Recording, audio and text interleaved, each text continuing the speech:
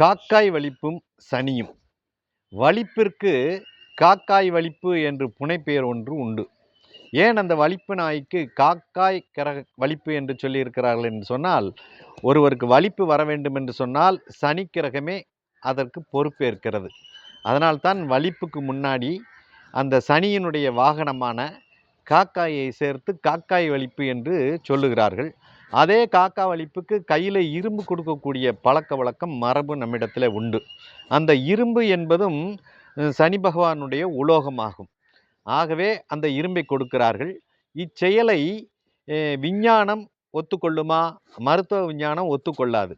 இச்செயலை கிரக ஆகர்ஷண சக்தி என்கிற முறையிலே பல நோய்களை தத்துவ அடிப்படையில் தீர்த்திருக்கிறார்கள். நமது பெரியவர்கள் செய்த செயலே இதற்கு காரணம். இதனாலே வலிப்பு காக்கா வலிப்பு ஆனது.